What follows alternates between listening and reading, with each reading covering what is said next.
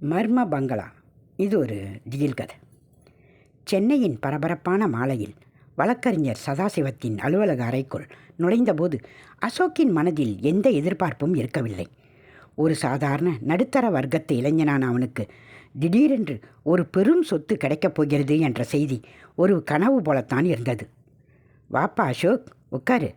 சதாசிவம் தனது கண்ணாடியை சரி செய்து கொண்டே ஒரு தடிமனான கோப்பையை எடுத்தார். சார், எனக்கு பெரியப்பாவா ஒருத்தர் இருந்தாருன்னே போன வாரம்தான், அதுவும் நீங்கள் ஃபோன் பண்ணி சொன்னப்போ தான் தெரியும். அவர் எப்படி இறந்தார்? எனக்கு ஏன் இந்த சொத்தை எழுதி கொடுக்கணும்? அசோக் தன் சந்தேகத்தை கொட்டினான். உங்கள் பெரியப்பா விஸ்வநாதன் ரொம்ப விசித்திரமான ஆள் அசோக்கு. 30 வருஷமாக குடும்பத்தை விட்டு விலகி குற்றாலம் மலை அடிவாரத்தில் ஒரு பெரிய பங்களாவில் தனியாக தான் வாழ்ந்துக்கிட்டு வந்தார். அவருக்கு வாரிசு யாரும் இல்லை. அவரோட இந்த விசித்திரமான உயிரில் தன் சொத்து மொத்தத்தையும் உனக்கு எழுதி கொடுத்துருக்காரு. ஆனால் சதாசிவம் இழுத்தார். ஆனால் என்ன சார்? அங்கே தான் ஒரு நிபந்தனை இருக்குது. அந்த பங்களாவுக்கு நீ உடனே போகணும். அங்கேயே தொடர்ந்து 30 நாட்கள் தங்கி வாழணும். அப்படி நீ தங்கிட்டா அந்த பங்களாவும் அதை சுற்றி இருக்கிற 20 ஏக்கர் நிலமும் சட்டப்பூர்வமாக உனக்கு சொந்தமாயிடும். ஒருவேளை நடுவில் நீ அங்கேருந்து வெளியேறினீனியா சொத்து முழுக்க ஒரு அனாதாசிரமத்துக்கு போயிடும். அசோக் சிரித்தான். இவ்வளவு தானே சார்? ஒரு மாதம் ஒரு பங்களாவில் தங்குறதுக்கு இவ்வளோ பெரிய சொத்தா? நான் நாளைக்கே கிளம்புறேன் சார். அவசரப்படாத அசோக். சதாசிவத்தின் குரல் எச்சரிப்பது போல் தாழ்ந்தது. அந்த பங்களாவோட பேர் நிழல் இல்லம். ஊர் மக்கள் அதை வெறும் தனி பங்களான்னு தான் கூப்பிட்றாங்க. அதை பற்றி சுத்துப்பட்டு கிராமங்களில் சில கதைகள் நடக்குது. யோசித்து முடிவெடு. பணத் தேவையில் இருந்த அசோக்கிற்கு அந்த கதைகளெல்லாம் பெரிதாக தெரியவில்லை. மறுநாளே தன் உடைமைகளை சுருட்டிக்கொண்டு குற்றாலம் நோக்கி புறப்பட்டான். பச்சை பசேல் என்ற மலைகளுக்கு நடுவே அடர்ந்த மரங்கள் சூழ்ந்த பாதையின் முடிவில் அந்த பங்களா கம்பீரமாக நின்றது. பிரிட்டிஷ் காலத்தில் கட்டப்பட்ட பழங்கால கட்டிடம். சுற்றிலும் ஆள் அரவுமே இல்லை. அமைதி விசித்திரமாக இருந்தது. அசோக் பங்களாவின் பெரிய இரும்பு கேட்டை திறந்து உள்ளே நுழைந்தான். மரங்களின் இலைகள் காற்றில் அசைந்த சத்தம் மட்டுமே கேட்டது. பிரதான கதவின் பூட்டை திறந்து உள்ளே சென்ற அவனுக்கு உள்ளே இருந்த பழங்கால மரச்சாமான்களும் பெரிய ஓவியங்களும் ஒருவித பிரம்மாண்டத்தை தந்தன. அன்றைய பகல் பொழுது வீட்டை சுத்தம் செய்வதிலும் சமைப்பதிலுமே வேகமாக கழிந்தது. இரவு 11 மணி இருக்கும். மலை பிரதேச குளிரில் அசோக் போர்வையை பொருத்தி கொண்டு தூங்க முயன்றான். அப்போது பங்களாவின் மேல் தளத்திலிருந்து ஒரு சத்தம் கேட்டது. டக் டக் டக். யாரோ கனமான காலணிகளை அணிந்து கொண்டு நிதானமாக உலாவுவது போன்ற சத்தம். அசோக் சட்டென்று படுக்கையில் எழுந்து அமர்ந்தான். இந்த வீட்டில் நான் மட்டும்தானே இருக்கேன். அப்புறம் யார் மேலே நடக்கிறது? நெஞ்சு படபடக்க கையில் ஒரு டார்ச் லைட்டை எடுத்துக்கொண்டு மேலே செல்லும் மரப்படிக்கட்டுகளை நோக்கி அவன் மெதுவாக அடியெடுத்து வைத்தான். ஒவ்வொரு படியும் க்ரீச் க்ரீச் என்று சத்தமிட்டது. மேல்தளத்து அறையின் கதவு லேசாக திறந்திருந்தது. உள்ளே டார்ச் அடித்தான். யாரும் இல்லை. ஆனால் அந்த அறையின் நடுவில் இருந்த ஒரு பழைய நாற்காலி தானாகவே மெதுவாக முன்னும் பின்னும் ஆடிக்கொண்டிருந்தது. அசோக்கின் உடம்பில் குளிர் ரத்தம் ஓடியது. ஜன்னல் வழியே வீசிய குளிர்ந்த காற்று அசோக்கின் முகத்தில் அடித்தது. கையில் இருந்த டார்ச் லைட்டின் வெளிச்சம் முன்னும் பின்னும் ஆடிக்கொண்டிருந்த அந்த பழைய மர நாற்காலியின் மீது விழுந்தது. அறையில் வேறு யாருமே இல்லை. காற்றினால்தான் அது ஆடுகிறதோ என்று நினைத்து அசோக் மெதுவாக அதன் அருகில் சென்றான். நாற்காலியின் கைப்பிடியில் கையை வைத்து அதை அப்படியே நிறுத்தினான். அறைக்குள் திடீரென்று ஒரு நிசப்தம் நிலவியது. அவனது சொந்த மூச்சுக்காற்றின் சத்தம் மட்டுமே அவனுக்கு கேட்டது. வெறும் காற்றுதான் என்று தனக்குத்தானே சமாதானம் சொல்லிக்கொண்டு அவன் திரும்பிய கணத்தில் பட்டார் என்று அவனுக்கு பின்னால் இருந்த அந்த அறையின் கதவு தானாகவே மூடிக்கொண்டது. அசோக் அதிர்ச்சியில் துள்ளி குதித்தான். ஓடிப்போய் கதவின் கைப்பிடியை பிடித்திழுத்தான். ஆனால் கதவு வெளிப்பக்கமாக பூட்டப்பட்டது போல அசைக்கக்கூட முடியவில்லை. யார் அது? வெளியே யார் பார்க்கிறது? யாரு? அசோக் கத்தினான். ஆனால் அவனது குரல் அந்த பெரிய அறையின் சுவர்களில் பட்டு அவனுக்கே எதிரொலித்தது. டார்ச் வெளிச்சத்தை அறையில் நாலாபுரமும் திருப்பினான். அது ஒரு நூலகம் போல இருந்தது. சுவரெங்கும் பழைய புத்தகங்கள் அடுக்கப்பட்டிருந்தன. அறையின் நடுவே ஒரு பெரிய மேஜை. அதன் மேல் ஒரு பழைய பேனா மற்றும் பாதி எரிந்த மெழுகுவர்த்தி இருந்தன. திடீரென்று அந்த மேஜையின் மீது இருந்த ஒரு பெரிய மனித அளவிலான தையல் கண்ணாடி அசோக்கின் கவனத்தை ஈர்த்தது. டார்ச் வெளிச்சத்தை அதன் மேல் அடித்தபோது அவனது உடம்பு ஒரு நிமிடம் நடுங்கிவிட்டது. கண்ணாடியில் அசோக்கின் பிம்பம் தெரிந்தது. ஆனால் அவனுக்கு பின்னால் நாற்காலியில் ஒரு முதியவர் அமர்ந்திருப்பது போன்ற ஒரு நிழல் உருவம் தெரிந்தது. அசோக் சட்டென்று பின்னால் திரும்பி பார்த்தான். நாற்காலி காலியாகத்தான் இருந்தது. மீண்டும் கண்ணாடியை பார்த்தான். இப்போது கண்ணாடியிலும் யாரும் இல்லை. எனக்கு ஏதோ மாயத்தோற்றம் ஏற்படுது, தூக்கம் இல்லாதனால்தான் இப்படி தோணுதோ என்று தன் நெஞ்சை தடவிக்கொண்டான். அப்போது மேஜையின் மேல் இருந்த ஒரு டைரி அவனது கண்ணில் பட்டது. தூசி படிந்திருந்த அந்த டைரியை தட்டி விட்டு பார்த்தபோது அதன் முதல் பக்கத்தில் விஸ்வநாதன் என்று எழுதப்பட்டிருந்தது. அது அவனது பெரியப்பாவின் டைரி. அசோக் ஆர்வத்துடன் அதன் பக்கங்களை புரட்டினான். கடைசி பக்கத்திற்கு முந்தைய பக்கத்தில் விஸ்வநாதன் தனது கைகளால் பதற்றமாக எழுதிய சில வரிகள் இருந்தன. அவர்கள் என்னை நெருங்கிவிட்டார்கள். இந்த தனி பங்களாவின் ரகசியம் அந்த நிலவறைக்குள் தான் இருக்கிறது. அதை நான் யாருக்கும் தெரியாமல் மறைத்து விட்டேன். ஆனால் என் உயிருக்கு ஆபத்து. அதற்கு அடுத்த பக்கம் கிழிக்கப்பட்டிருந்தது. அசோக் அந்த வரிகளை படித்து முடித்த அடுத்த நொடி அறையின் கதவு கிரிச் என்ற சத்தத்துடன் தானாகவே மீண்டும் திறந்து கொண்டது. வெளியே காரிருள் சூழ்ந்த தாழ்வாரம் தெரிந்தது. இனிமேல் மேல்தளத்தில் இருக்கக்கூடாது என்று நினைத்த அசோக் தைரியை எடுத்துக்கொண்டு வேக வேகமாக கீழே தன் அறைக்கு ஓடி வந்தான். கதவை நன்றாக பூட்டிக்கொண்டு விளக்குகளை எரிய விட்டபடியே படுத்துக்கொண்டான். விடியும் வரை அவனுக்கு கண்ணிமைக்க கூட பயமாக இருந்தது. மறுநாள் காலை சூரிய வெளிச்சம் பங்களாவின் ஜன்னல் வழியே உள்ளே நுழைந்தபோதுதான் அசோக்கிற்கு நிம்மதியே வந்தது. இரவு நடந்தவை அனைத்தும் ஒரு கெட்ட கனவு போல தோன்றியது. காலை உணவுக்காக தேவையான சில பொருட்களை வாங்க அசோக் பங்களாவை விட்டு வெளியே வந்து கிராமத்து சாலையை நோக்கி நடந்தான். அங்கிருந்த ஒரு சிறிய தேநீர் கடையில் அமர்ந்து டீ குடித்து கொண்டிருந்த போது கடையின் உரிமையாளரான ஒரு பெரியவர் அசோக்கை உற்று பார்த்தார். தம்பி, நீ அந்த பெரிய பங்களாவில் இருந்தா வர? விஸ்வநாதன் ஐயாவோட சொந்தக்காரனா என்று கேட்டார். ஆமாங்க ஐயா, நான் அவரோட தம்பி மகன், என் பேர் அசோக் என்றான். பெரியவர் சுற்றுமுற்றும் பார்த்துவிட்டு குரலை தாழ்த்தி பேசினார். தம்பி, விஸ்வநாதன் ஐயா ரொம்ப நல்லவர். ஆனால் அந்த பங்களாவுக்கு ஒரு சாபம் இருக்குப்பா. 30 வருஷத்துக்கு முன்னாடி அங்கே ஒரு விபத்து நடந்துச்சு. அதுக்கப்புறம் அங்கே யாருமே நிம்மதியாக வாழ்ந்ததில்லை. விஸ்வநாதன் ஐயா கூட அங்கே இயற்கையாக இறக்கலை தம்பி. அவர் பெரியவர் பேசி முடிப்பதற்குள் கடையின் முன்னால் ஒரு கருப்பு நிற ஆடம்பர கார் வந்து நின்றது. அதிலிருந்து கருப்பு கண்ணாடி அணிந்த ஒரு நபர் இறங்கி நேராக அசோக்கை நோக்கி வந்தார். நீதான் அசோக்கா என்று ரவுடித்தனமாக கேட்டான் அந்த நபர். அந்த கருப்பு நிற ஆடம்பர காரில் இருந்து இறங்கிய மனிதன் அசோக்கை ஒரு தீர்க்கமான பார்வையால் அளவெடுத்தான். அவனது உடல் அமைப்பும் முகத்தில் இருந்த வடுவும் அவன் ஒரு சாதாரண ஆள் இல்லை என்பதை உணர்த்தின.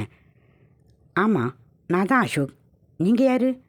அசோக் தன் குரலில் நடுக்கத்தை காட்டிக்கொள்ளாமல் தைரியமாக திருப்பி கேட்டான். அந்த மனிதன் லேசாக நையாண்டியாக சிரித்தான். என் பேர் ரத்னம். இந்த ஊரில் இருக்கிற பெரிய மில் முதலாளி சுந்தரலிங்கம் ஐயாவோட மேனேஜர் நான். உங்கள் பெரியப்பா விஸ்வநாதன் சாகரத்துக்கு முன்னாடி இந்த நிலத்தை எங்கள் ஐயாவுக்கு விற்கிறதா பேசி அட்வான்ஸ் வாங்கியிருந்தார். அதோ இருக்கிற உங்கள் தனி பங்களாவும் அதை சுற்றி இருக்கிற 20 ஏக்கர் நிலமும் எங்களுக்கு தான் வரணும். நடுவில் நீ எங்கேருந்து வந்த? அசோக் அதிர்ச்சி அடைந்தான். லாயர் சதாசிவம் சார் என்கிட்ட அப்படி எதுவும் சொல்லலையே. முறைப்படி உயில் என் பேரில் இருக்குது. நான் இங்கே 30 நாள் தங்கியிருந்தா அந்த சொத்து எனக்கு தான் சொந்தம். ரத்னம் அசோக்கின் அருகில் நெருங்கி வந்து குரலை தாழ்த்தி எச்சரித்தான். உயில் சட்டம் எல்லாம் கோட்டோட வச்சுக்கோ தம்பி. இந்த ஊரில் எங்கள் ஐயா வைக்கிறது தான் சட்டம். அந்த பங்களாவில் இருக்கிற மர்மம் உன்னை 30 நாள் அங்கே தங்க விடாது. அதுக்கு முன்னாடியே நீயே பெட்டியை கட்டிக்கிட்டு ஓடிடுவ. இல்லைனா ஓட வைக்க வேண்டியது வரும்.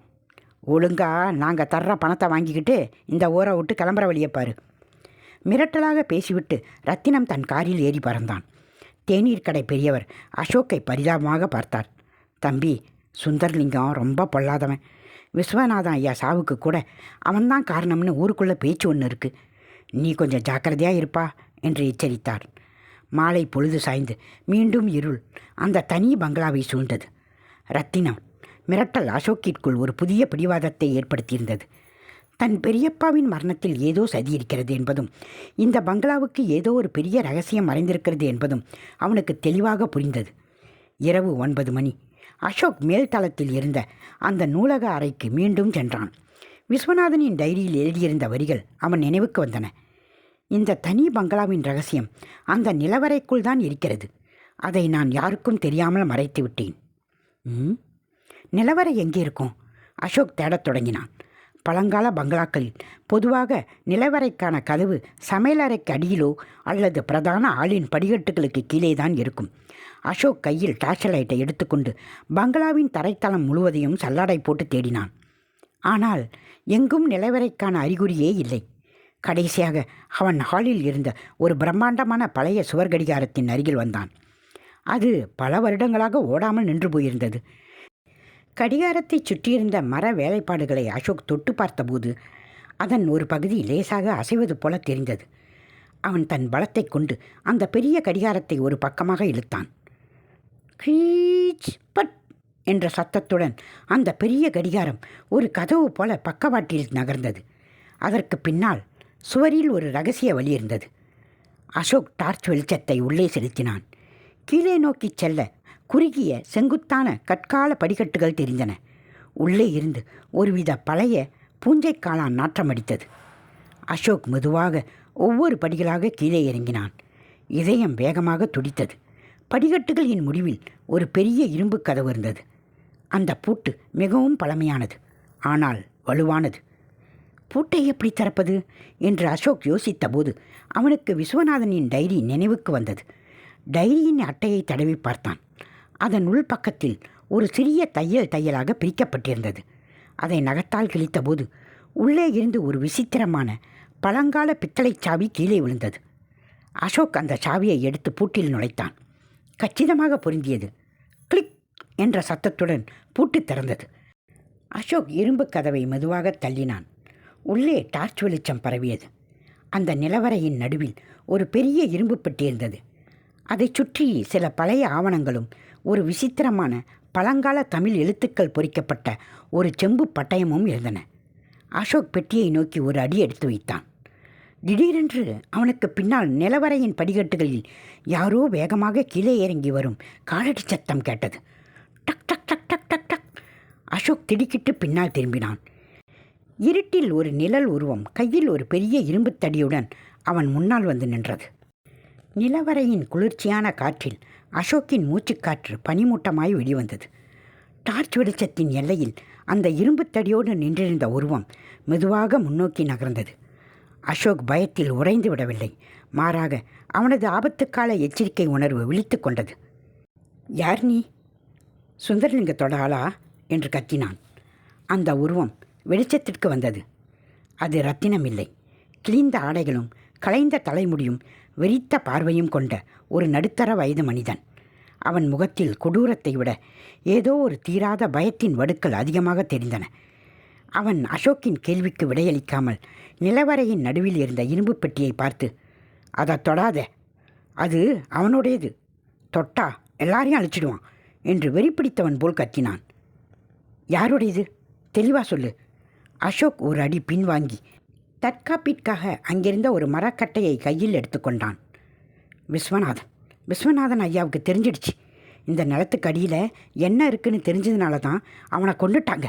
நீயும் செத்துடுவ, ஓடிடு என்று கத்தியபடி அந்த மனிதன் திடீரென்று தன் கையில் இருந்த இரும்புத்தடியை வீசிக்கொண்டு அசோக்கை நோக்கி பாய்ந்தான். அசோக் சாதுரியமாக பக்கவாட்டில் நகர்ந்தான். இரும்புத்தடி தரையில் பட்டு டங் என்று தத்தத்துடன் பொறி பறந்தது. அந்த அதிர்வில் அந்த விசித்திர மனிதன் கையில் இருந்த தடி கீழே விழுந்தது.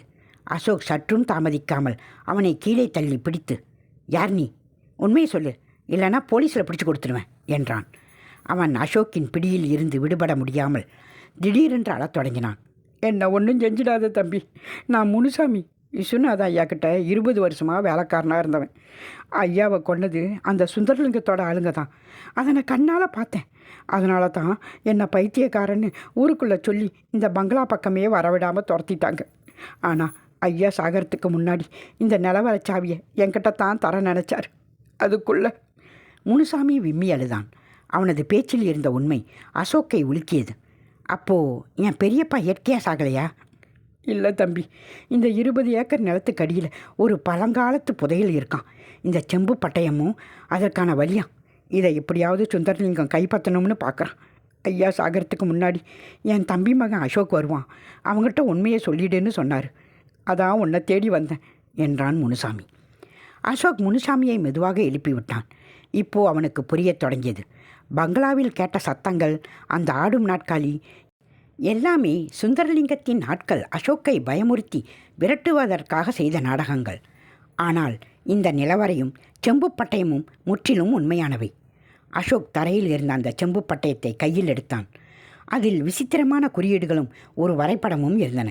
அதன் கீழே 30 நாட்கள் பொறுத்திருப்பனுக்கு மட்டுமே இந்த நிலத்தின் உண்மையான ரகசியம் விளங்கும் என்று எழுதப்பட்டிருந்தது. முனுசாமி, இப்போதைக்கு நீ இந்த வீட்டின் மேல் தளத்தில் ரகசியமாக இரு. சுந்தரலிங்கத்துக்கு நீ இங்கே இருக்கிறது தெரிய வேண்டாம். நாம் 2 பேரும் சேர்ந்து என் பெரியப்பாவோட சாவுக்கு நீதி வாங்கணும் என்றான் அசோக். முனுசாமி தலையசைத்தான். இருவரும் நிலவரையை விட்டு மேலே வந்து சுவர் கடிகாரத்தை மீண்டும் பழையபடி மூடினார்கள். அன்று இரவு அசோக்கிற்கு பயம் நீங்கி ஒரு புதிய தைரியம் பிறந்தது. ஆனால் அந்த நிம்மதி நீடிக்கவில்லை. அடுத்த நாள் அதிகாலை 5 மணி இருக்கும்.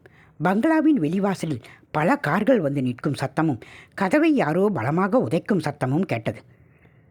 அசோக், மரியாதையா வெளியே வா. ரத்தினத்தின் கொடூரமான குரல் பங்களா எங்கும் எதிரொலித்தது. அவனுடன் 20க்கும் மேற்பட்ட ஆட்கள் ஆயுதங்களுடன் பங்களாவை சூழ்ந்திருந்தனர். பங்களாவின் பிரதான மரக்கதவு ரத்தினத்தின் ஆட்கள் உதைத்த உதைக்கு டங் டங் என்று பலமாக அதிர்ந்தது. அதிகாலை குளிரையும் மீறி அசோக்கிற்கு வியர்க்கத் தொடங்கியது. ஜன்னல் திரையை லேசாக விலக்கி பார்த்தான். வெளியே கைகளில் கம்பு, இரும்புத் தடிகளுடன் முரடர்கள் சூழ்ந்திருந்தனர். தம்பி, அவனுங்க கதவை உடச்சிருவானுங்க போல இருக்கே. நாம் நிலவரைக்குள்ளே போய் ஒளிஞ்சிக்கலாமா? முனுசாமி பதற்றத்துடன் அசோக்கின் கைகளை பிடித்து கொண்டான். வேண்டாம் முனுசாமி, நிலவரைக்குள்ளே போனால் நாமளே அவங்கக்கிட்ட மாட்டி பூட்டிக்கிட்ட மாதிரி ஆகிடும். அங்கே போகிற வழியை அவங்க கண்டுபிடிச்சிட்டா அப்புறம் நமக்கு தப்பிக்க வழியே இல்லை. அசோக் தீவிரமாக யோசித்தான். அவனது கண்கள் மேஜை மேல் இருந்த விஸ்வநாதனின் டைரி மற்றும் செம்பு பட்டயத்தின் மேல் விழுந்தது. அவன் சற்றும் தாமதிக்காமல் அந்த செம்பு பட்டயத்தையும் டைரியையும் எடுத்து தன் சட்டைப்பையின் உள்ளே பாதுகாப்பாக மறைத்து வைத்து கொண்டான். பின்பு முனுசாமியை பார்த்து, நீ உடனே மேல்தளத்துக்கு போய் ஒளிஞ்சுக்கோ. நான் போலீஸுக்கு ஃபோன் பண்ணுறேன். அவங்க வர்ற வரைக்கும் கதவை திறக்கக்கூடாது என்றான். ஆனால் அசோக் தன் மொபைல் ஃபோனை எடுத்து பார்த்தபோது அவனுக்கு அதிர்ச்சி காத்திருந்தது. மொபைலில் நோ நெட்வொர்க் என்று காட்டியது. சிக்னல் ஜாமா. எதையாவது சுந்தரலிங்கத்தின் ஆட்கள் வெளியிருந்து பயன்படுத்துகிறார்கள் என்பதை அவன் புரிந்து கொண்டான். வெளி உலக தொடர்பு முற்றிலும் துண்டிக்கப்பட்டு விட்டது. பட்டார் கிரிச்! பெரிய இரும்பு கம்பியால் தாக்கப்பட்ட பங்களாவின் பிரதான கதவின் தாழ்பால் உடைந்து கதவு பலமாக திறந்து கொண்டது. ரத்தினமும் அவனது ஆட்களும் அசுர வேகத்தில் உள்ளே நுழைந்தனர். எங்கடா அந்த அசோக்? தேடுங்கடா! ரத்தினம் கத்தினான். அசோக் ஓடிப்போய் ஹாலின் நடுவில் நின்றான். என்ன ரத்னம், அதிகாலையிலேயே அடியாட்களோடு அத்துமீறி உள்ளே நுழையிறீங்க? இது சட்டப்படி குற்றம், தெரியும்ல? ரத்தினம் சத்தமாக சிரித்தான். சட்டமா?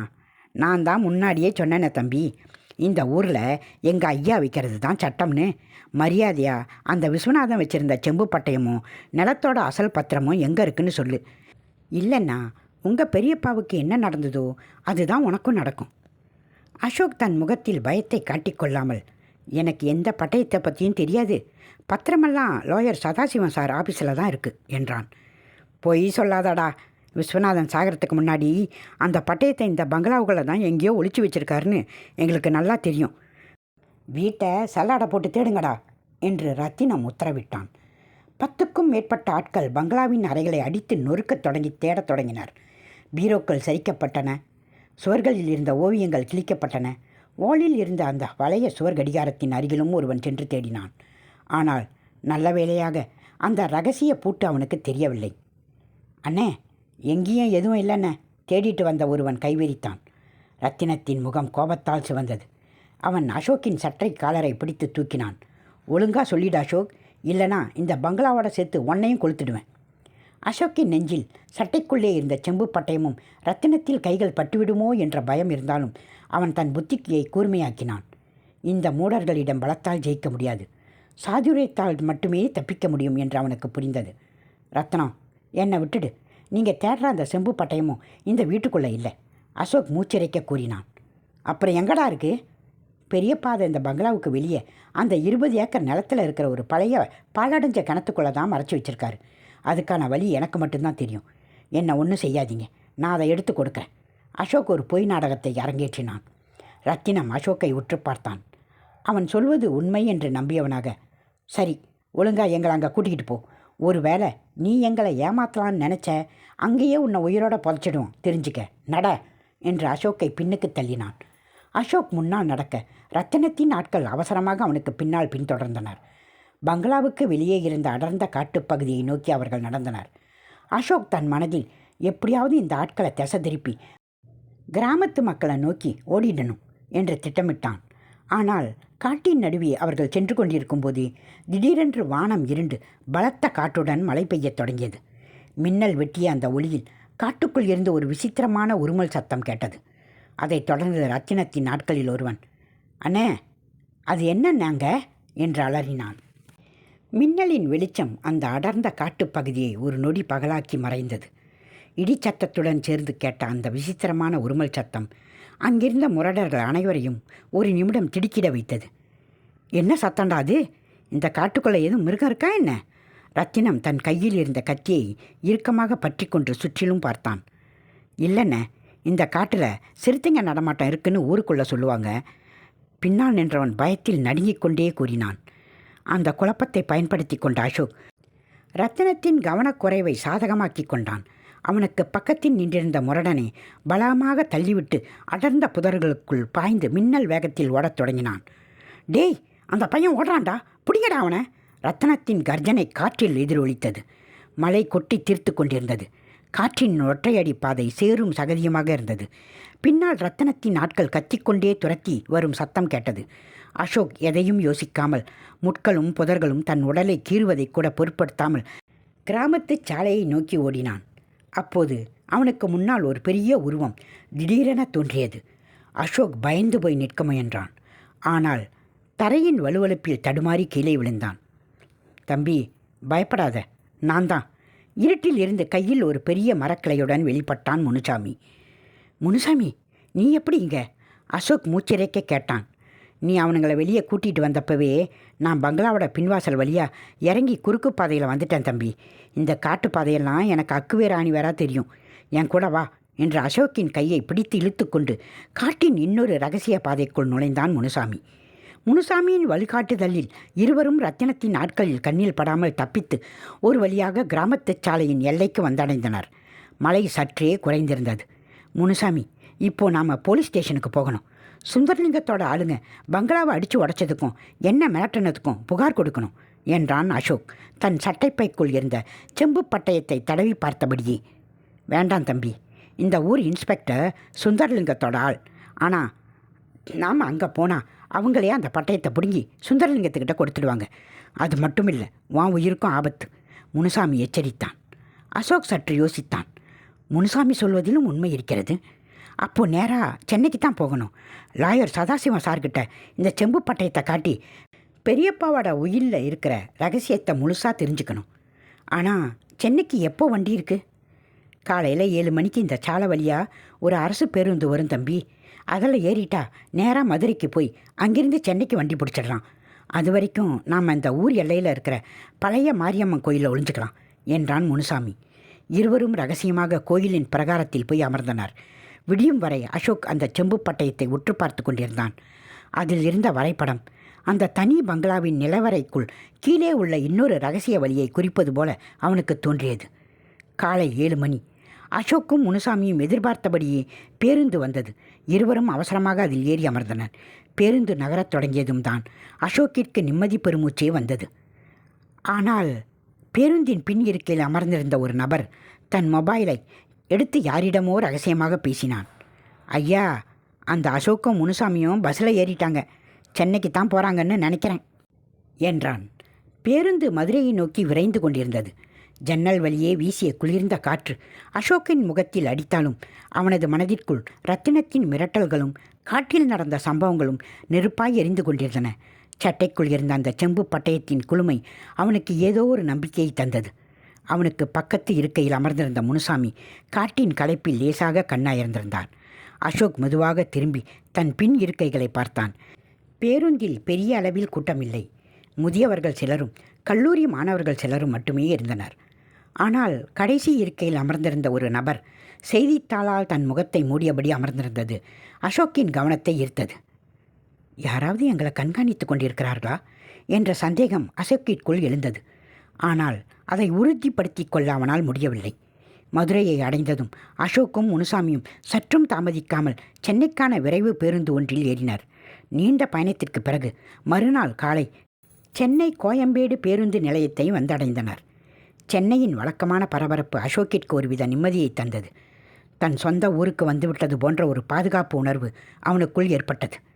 முனுசாமி, நம்ம நேராக லாயர் சதாசிவம் சாரோட ஆஃபீஸுக்கு போயிடலாம். அவர் தான் பெரியப்பாவோட உயிரை எழுதினவர். இந்த செம்பு பட்டயத்தை பற்றி அவருக்கு ஏதாவது கண்டிப்பாக தெரிஞ்சிருக்கும் என்றான் அசோக். இருவரும் ஒரு ஆட்டோவை பிடித்து மயிலாப்பூரில் உள்ள சதாசிவத்தின் அலுவலகத்திற்கு சென்றனர். அலுவலகத்தின் வாசலை அடைந்தபோது அசோக்கின் இதயம் வேகமாக துடித்தது. கதவை தட்டிவிட்டு உள்ளே நுழைந்தான். உள்ளே வழக்கறிஞர் சதாசிவம் தனது மேஜையில் ஏதோ ஒரு கோப்பை படித்து கொண்டிருந்தார். அசோக்கையும் முனுசாமியும் கண்டதும் அவர் முகத்தில் ஒரு வினாடி அதிர்ச்சி மின்னி மறைந்தது. அசோக், என்னப்பா அது? குற்றாலத்து பங்களாவில் இருக்க வேண்டியவன் இப்படி திடீர்னு சென்னைக்கு வந்திருக்க? அதுவும் உடம்பெல்லாம் கீறல் காயங்களோட. சதாசிவம் பதட்டத்தோடு எழுந்து வந்தார். அசோக் மூச்சிறைக்க பங்களாவில் நடந்த அனைத்தையும் விவரித்தான். ரத்தினத்தின் மிரட்டல், நிலவரைக்குள் முனுசாமியை சந்தித்தது, செம்பு பட்டயம் மற்றும் சுந்தரலிங்கத்தின் ஆட்கள் பங்களாவை முற்றுகையிட்டது என அனைத்தையும் கொட்டினான். எல்லாவற்றையும் அமைதியாக கேட்டுக்கொண்ட சதாசிவம், நான் அப்போவே உன்னை எச்சரித்த அசோக், அந்த பங்களா சாதாரணமானதில்லை. சரி, நீ சொல்கிற அந்த செம்பு பட்டயம் எங்கே என்று கேட்டார். அசோக் தன் சட்டைக்குள் இருந்த அந்த பழங்கால செம்பு பட்டயத்தை எடுத்து சதாசிவத்தின் மேஜை மேல் வைத்தான். சதாசிவம் தன் கண்ணாடியை சரி செய்து கொண்டு கைகள் நடுங்க அந்த பட்டயத்தை எடுத்து ஆராய்ந்தார். அதில் இருந்த குறியீடுகளை பார்த்து அவரது கண்கள் விரிந்தன. இது இது சாதாரண வரைபடமே இல்லை அசோக். 30 வருஷத்துக்கு முன்னாடி இந்த நாட்டையே உலுக்கின ஒரு வரலாற்று ரகசியம் இதில் இருக்குது என்றார். என்ன சார் சொல்கிறீங்க? அசோக் அவளோடு கேட்டான். சதாசிவம் விளக்கத் தொடங்குவதற்குள் அலுவலகத்தின் கதவு பலமாக உதைக்கப்பட்டு திறந்தது. உள்ளே நுழைந்த உருவத்தைக் கண்டு அசோக் அப்படியே உறைந்து போனான். அங்கே நின்றிருந்தது குற்றாலத்து ரவுடி ரத்தினம் இல்லை. மாறாக அசோக் சென்னையில் நன்கு அறிந்த, அவன் முற்றிலும் எதிர்பார்க்காத ஒரு நபர். அவன் கையில் ஒரு துப்பாக்கி இருந்தது. அதை அசோக்கை நோக்கி நீட்டியபடி, பட்டயத்தை இப்படி கொடுங்க சதாசிவம் சார் என்று கொடூரமான குரலில். அசோக் அதிர்ச்சியில் கத்தினான். நீயா? நீ எப்படி இங்கே? துப்பாக்கியுடன் உள்ளே நுழைந்த அந்த மனிதனை பார்த்த அசோக்கிற்கு தன் சொந்த கண்களையே நம்ப முடியவில்லை. காலடியில் இருந்த பூமி சற்றென்று நழுவுவது போல இருந்தது. சரண், நீயா? நீ எப்படி இங்கே? அசோக்கின் குரல் தழுதழுத்தது. சரண் அசோக்கின் சிறுவயது நண்பன். சென்னையில் அசோக்கிற்கு இருந்த ஒரே உண்மையான ஆறுதல் அவன்தான். அசோக் குற்றாலம் கிளம்பும்போது கூட, பார்த்து போயிட்டு வா மச்சான் என்று பாசத்தோடு வழி அனுப்பி வைத்தவன். இப்போது அவனது கையில் துப்பாக்கி, முகத்தில் எந்த ஒரு சலனமும் இல்லாத கொடூரம். ஆமாம் அசோக், நான் தான். சரண் ஏளனமாக சிரித்தான். உனக்கு ஒரு பெரியப்பா இருந்தது, அவருக்கு குற்றாலத்தில் பங்களா இருந்தது. அந்த உயில் விவரம் எல்லாத்தையும் சதாசிவம் சார் மூலமாக சுந்தரலிங்கம் ஐயாவுக்கு கொண்டு சேர்த்ததே நான் தான். என்னடா சொல்கிற? சதாசிவம் சாரும் இதில் இருக்காரா? அசோக் அதிர்ச்சியோடு வழக்கறிஞரை பார்த்தான். சதாசிவம் தன் முகத்தில் இருந்த பதற்றத்தை மறைத்து கொண்டு மேஜை மேல் இருந்த செம்பு பட்டயத்தை அசுர வேகத்தில் எடுத்து தன் பைக்குள் திணித்து கொண்டார். ஆமாம் அசோக், உன் பெரியப்பா விஸ்வநாதனை விட இந்த நிலத்துக்கு அடியில் இருக்கிற புதையல் தான் எங்களுக்கு முக்கியம். 30 வருஷமாக அந்த ஆள் யாருக்குமே தெரியாமல் அதை ரகசியமாக வச்சுருந்தார். அவனை கொன்று எங்களால் அதை எடுக்க முடியல. ஏன்னா அந்த நிலவரையோட சாவியை அவன் எங்கேயோ மறைச்சி வச்சிட்டான். சதாசிவம் தொடர்ந்து பேசினார். நீ போனால் விஸ்வநாதனோட ரத்த பாசம் கண்டிப்பாக அந்த சாவியை கண்டுபிடிக்கும்னு எங்களுக்கு தெரியும். நாங்கள் நினச்ச மாதிரியே நீயும் சாவியை எடுத்துட்ட. இந்த செம்பு பட்டயத்தையும் வெளியே கொண்டு வந்துட்ட. உன்னை ஒரு பகடக்காயாக தான் நாங்கள் பயன்படுத்தணும். அசோக்கிற்கு இப்போது எல்லாமே தெளிவாக புரிந்தது. பஸ்ஸில் தங்களை கண்காணித்ததும் ரத்தினத்திற்கு தகவல் கொடுத்ததும் இவர்கள்தான். நண்பன் என்று நம்பியவனே துரோகியாக மாறிவிட்டதை அவனால் ஜீரணிக்க முடியவில்லை. டே சரண், நாம் ஒன்றா வளர்ந்தவங்கடா. பணத்துக்காகவா இப்படி ஒரு துரோகத்தை பண்ண? அசோக் ஆத்திரத்துடன் கேட்டான். பாசம் நட்பு எல்லாம் சோறு போடாது அசோக். இந்த ஒரு பட்டயம் கிடச்சா சுந்தரலிங்கம் ஐயா எங்களுக்கு கோடி கோடியாக தருவார். சரி, ரொம்ப பேசாத. சதாசிவம் சார், பட்டயத்தை எடுத்துக்கிட்டு காரை கலப்புங்க. இவனுங்க 2 பேரையும் இங்கேயே. சரண் துப்பாக்கி லாக்கை ரிலீஸ் செய்தான். முனுசாமி பயத்தில் அசோக்கின் பின்னால் சுருங்கினார். ஆபத்து மிக அருகில் இருப்பதை அசோக் உணர்ந்தான். திடீரென்று அலுவலகத்தின் மின்சாரம் சட்டென்று தடைபட்டது. மலை மேகங்கள் சூழ்ந்திருந்ததால் அந்த அறை முழுவதும் இருளில் மூழ்கியது. இதுதான் சமயம் என்று அசோக் மேஜை மேல் இருந்த கனமான பேப்பர் வெயிட்டை கையில் எடுத்து இருட்டிற்குள் துப்பாக்கி இருந்த திசையை நோக்கி குறிபார்த்து வீசினான். அது சரியாக சரணின் கையில் பட்டு துப்பாக்கி கீழே விழுந்தது. ஆஹா, என் கை என்று சரண் அலறினான். முனுசாமி, ஓடுங்க என்று கத்தியபடி அசோக் சதாசிவத்தின் மேல் பாய்ந்து அவரிடம் இருந்த செம்பு பட்டயத்தை பிடுங்க முயன்றான். இருட்டுக்குள் இருவருக்கும் இடையே பலத்த கையாளுதல் நடந்தது. சதாசிவத்தை கீழே தள்ளிவிட்டு அவரது பையில் இருந்த பட்டயத்தை அசோக் உருவினான். அதே நேரத்தில் சரண் கீழே விழுந்த துப்பாக்கியை தடவி தேடி கண்டுபிடித்து இருட்டிற்குள் தோராயமாக சுட்டான். ஜுமீல் துப்பாக்கிச் சத்தம் அந்த பகுதியையே அதிர வைத்தது. தோட்டா சுவரில் பட்டு சிதறியது. அசோக் முனுசாமியின் கையை பிடித்து கொண்டு அலுவலக கதவை திறந்து கொண்டு தெருவில் குதித்து ஓடினான். அதற்குள் சதாசிவத்தின் ஆட்கள் சிலர் அலுவலக வாசலில் காரில் வந்து இறங்கினார். அவனுங்களை தப்ப விடாதீங்க, பிடிங்க என்று பின்னால் சதாசிவமும் சரணும் கத்திக்கொண்டே ஓடி வந்தனர். மயிலாப்பூரின் பரபரப்பான தெருக்களில் கொட்டும் மலையில் அசோக்கும் முனுசாமியும் உயிரை கையில் பிடித்து கொண்டு ஓடினர். தங்களுக்கு பின்னால் சதாசிவத்தின் கார் துரத்தி வருவதை அவர்கள் கண்டனர். தப்பிக்க வழியே இல்லை என்ற நிலையில் அசோக் ஒரு துணிச்சலான முடிவை எடுத்தான். நேராக அங்கிருந்த மயிலாப்பூர் காவல் நிலையத்திற்குள் இருவரும் நுழைந்தனர். அசோக்கின் மனதில் துரோகத்தின் வலியும் உயிர் பயமும் ஒரு சேர அழுத்தியது. காவல் நிலையத்தின் வாசலில் நின்றபோதுதான் அவனுக்கு ஒரு நிமிடம் மூச்சு வந்தது. மயிலாப்பூர் காவல் நிலையத்திற்குள் இன்ஸ்பெக்டர் தனது மேஜையில் ஏதோ எழுதி கொண்டிருந்தார். பதற்றத்துடன் உடம்பெல்லாம் மழையில் நனைந்து ஆங்காங்கே கீறல் காயங்களுடன் உள்ளே நுழைந்த அசோக்கையும் முனுசாமியும் பார்த்து அவர் நிமிர்ந்தார். என்னப்பா விவகாரம்? யார் நீங்கள்? இந்த மலையில் ஏன் இப்படி ஓடி வரீங்க என்று இன்ஸ்பெக்டர் கம்பீரமாக கேட்டார். அசோக் தன் சட்டைக்குள் இருந்த அந்த செம்பு பட்டயத்தை இன்னும் இறுக்கமாக பிடித்து கொண்டான். குற்றாலத்து இன்ஸ்பெக்டர் சுந்தரலிங்கத்தின் ஆள் என்று முனுசாமி சொன்னது அவனுக்கு நினைவுக்கு வந்தது. இங்கேயும் அப்படி இருந்தால் என்ற பயம் அவனுக்குள் லேசாக எட்டி பார்த்தது. ஆனால் இப்போது இதை விட்டால் அவனுக்கு வேறு வழி இல்லை. சார், என் பேர் அசோக், இவர் முனுசாமி. எங்களை சில ரவுடிங்க துப்பாக்கியோடு துரத்துறாங்க சார், எங்களை காப்பாற்றுங்க என்று அசோக் படபடப்பாக கூறினான். அவன் பேசி முடிப்பதற்குள் காவல் நிலையத்தின் வாசலில் சதாசிவத்தின் சொகுசு கார் வந்து நின்றது. காரிலிருந்து வழக்கறிஞர் சதாசிவமும் கையில் துணியை கட்டியிருந்த சரணும் அவசரமாக இறங்கி உள்ளே வந்தனர். சரண் உள்ளே நுழைந்ததும் அசோக்கை விரல் காட்டி, இன்ஸ்பெக்டர் சார், இவன் தான் என் மச்சான் அசோக். இவனுக்கு கொஞ்சம் மனநல சரியில்லை சார். குற்றாலத்தில் இருந்த பெரியப்பா சொத்து கைக்கு வந்ததும் ஏதோ புதையில் இருக்குன்னு கற்பனை பண்ணிக்கிட்டு சுற்றிக்கிட்டு இருக்கான். வீட்டில் இருந்த பழைய பித்தளை பாத்திரத்தில் ஏதோ செம்பு பட்டயம்னு திருடிக்கிட்டு ஓடி வந்துட்டான். நாங்கள் அவனை காப்பாற்ற தான் துரத்திக்கிட்டு வந்தோம் என்று மிக சாதாரணமாக போய் சொன்னான். சதாசிவமும் தன் வழக்கறிஞர் அடையாள அட்டையை காட்டி, ஆமாம் இன்ஸ்பெக்டர், நான் தான் இவங்களோட ஃபேமிலி லாயர். சரண் சொல்கிறது உண்மை தான். இவனை நாங்கள் ஹாஸ்பிட்டலுக்கு கூட்டிகிட்டு போகணும். இவன் கூட இருக்கிற இந்த முனுசாமி தான் இவனை இன்னும் பைத்தியமாக்குறான் என்றார் சாந்தமாக. இன்ஸ்பெக்டர் அசோக்கையும் சரணையும் மாறி மாறி பார்த்தார். சதாசிவத்தின் பேச்சில் இருந்த நிதானம் அவரை நம்ப வைப்பது போல இருந்தது. டே சரண், எவ்வளோ பெரிய பொய் சொல்கிற? இன்ஸ்பெக்டர் சார், இவங்க சொல்கிறத நம்பாதீங்க. இவங்கக்கிட்ட துப்பாக்கி இருக்குது. என் பெரியப்பாவை கொன்னதே இவங்க தான். இந்த செம்பு பட்டயத்துக்காக தான் எங்களை கொல்ல பார்க்குறாங்க என்று அசோக் கத்தினான். சரி, முதல்ல அமைதியாக இருங்க. உங்ககிட்ட இருக்கிற அந்த பட்டயத்தை என்கிட்ட காட்டு என்றார் இன்ஸ்பெக்டர்.